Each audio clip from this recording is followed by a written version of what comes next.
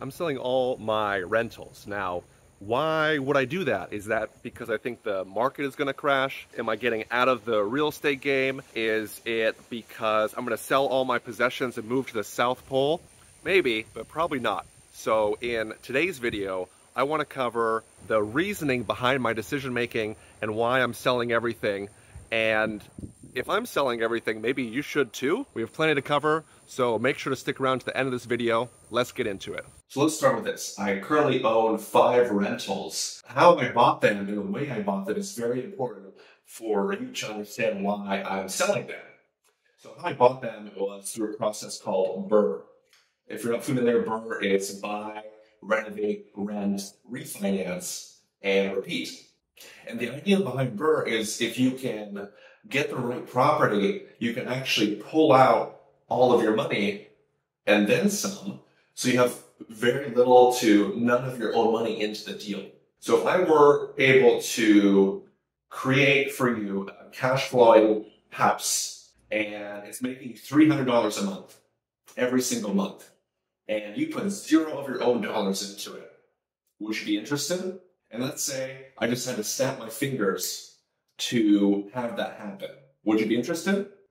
Should I snap my fingers? How many times should I snap my fingers if every time you get a cash flowing asset that you put $0 into?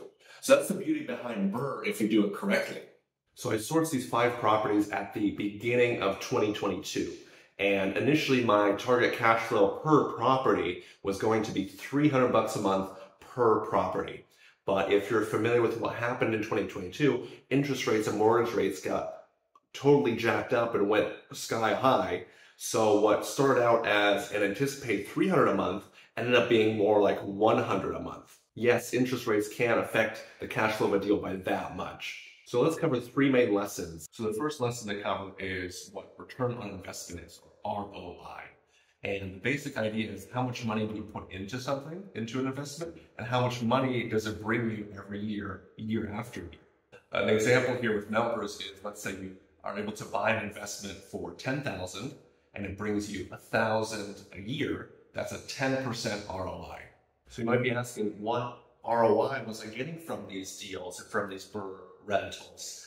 And let's take the worst one, for example. Not the best, but let's take the worst. So the worst one was cash flowing about $84 a month. And that's after all expenses like property management, property taxes, mortgage, all those expenses. The money I left into the deal, because I didn't pull out all of the money, I left $30,277. 84 a month divided by, times 12, divided by 3277, then you get a 31% ROI.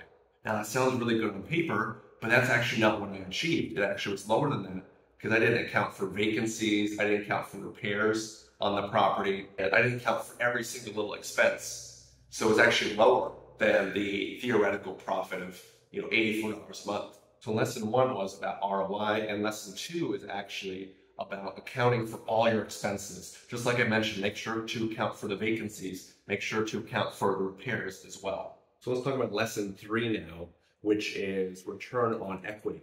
Well, we were just talking about return on investment, and this is a little bit different. So the idea is, like, if you were to sell the property, you could pull out money, and what is your return based on what you could pull out? So the formula is net income over proceeds from the sale. So let's give an example here. So let's say if you can sell the property and you can pull out $20,000, pay off the mortgage, pay everything off, you pull out $20,000, and let's say you're still getting that $1,000 a year net income, that's a 5% return on equity.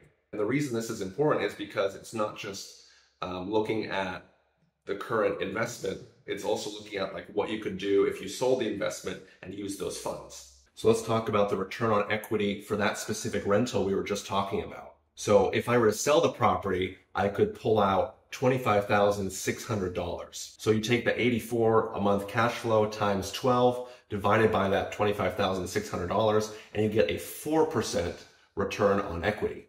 Now, do you think that I could get more than 4% return? Hell yes, I definitely could. I could either put it into other flips or I could put it into other investments. Hell, even if I put it into a bank CD, I could get pretty close to that with a lot less risk. So when you're looking at these investments and rentals, you also have to look at return on equity, not just return on investment. So I'll give you a bonus lesson. I was only going to give you 3, but I'll give you a 4th one. But for my generosity, if you can just please like and subscribe so you can get more videos like this, that'd be fantastic. The 4th lesson here is something that's inherent within all that I was just talking about. The market shifted, and that happens, and change is inevitable. That in mind, when the market shifts, you have to shift your strategy, you have to shift your analysis, and when things change, you change. So as things change, you have to adapt your strategy. So for me, it doesn't make sense to chase an 84 a month paycheck if I could, sell those properties and pull out money and then use it to, flip more houses. I can easily get more than a 4% return just putting in my money and flipping houses.